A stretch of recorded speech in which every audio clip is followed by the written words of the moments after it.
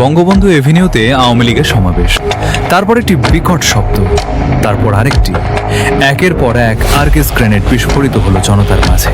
21শে August 2004 বিকেল 5টা বঙ্গবন্ধু এভিনিউতে আওয়ামী লীগের সমাবেশ।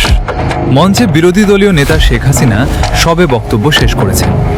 তারপর একটি বিকট শব্দ, তারপর আরেকটি, একের পর এক আরকেস গ্রেনেড বিস্ফোরিত হলো জনতার মাঝে। ধোঁয়া, রক্ত, আর্তনাদ। 24 জন নিহত, তাদের মধ্যে আওয়ামী লীগের মহিলা সম্পাদক আইভি রহমান। আহত 3 শতাধিক। শেখ হাসিনা অলৌকিকভাবে বেঁচে গেলেন। দলীয় নেতারা তাকে মানব ঢাল দিয়ে ঘিরে রেখেছিলেন। কিন্তু সেই রাতেই সিআইডির হাতে এলো এমন কিছু তথ্য যা সরকারের উচ্চ পর্যায়ে তীব্র অস্থিরতা তৈরি করেছিল। হামলার পরপরই গোয়েন্দারা কাজ শুরু করল। ঘটনাস্থল থেকে উদ্ধার হলো অবিস্ফোরিত গ্রেনেড, আরকেস্টাইল, পাকিস্তানে তৈরি। প্রাথমিক তদন্তে বেরিয়ে এলো হারকাতুল জিহাদ আল ইসলামের নাম।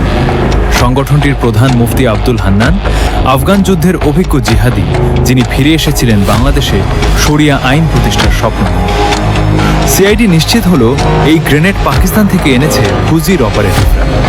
কিন্তু তদন্তের সূত্র যখন আরও গভীরে গেল, তখনই সংকট শুরু হলো। প্রশ্ন উঠল, গ্রেনেড আনার পর হুজির জঙ্গিরা কার কাছে গিয়েছিল, কার কাছ থেকে প্রশাসনিক সহায়তার আশ্বাস নিয়েছিল?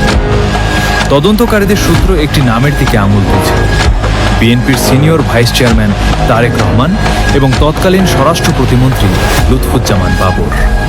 সেই তথ্য পৌঁছালে সরকারের উচ্চ মহলে, আর তখনই ঘটল বিস্ময়কর ঘটনা। তদন্তের গতিপথ হঠাৎ বদলে গেল।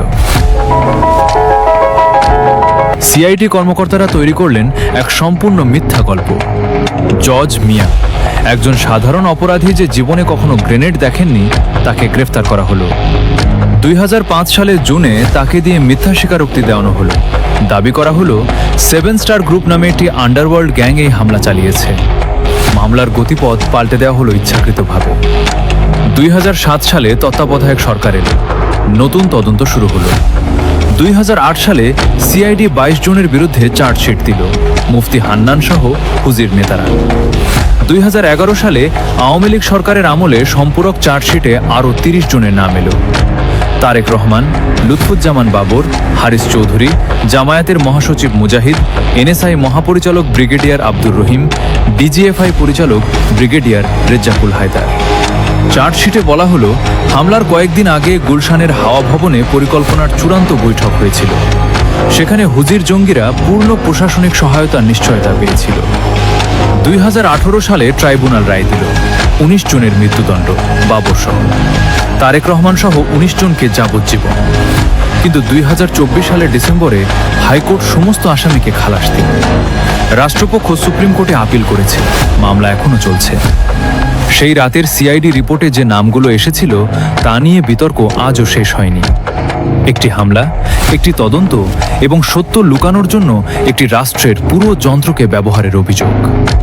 বাংলাদেশের ইতিহাসে এটি সম্ভবত সবচেয়ে বিতর্কিত অধ্যায়গুলির একটি, যেখানে বিচার এখনও পুরোপুরি নিশ্চিত হয়নি। 24টি কফিন সত্যের দাবি করেছিল।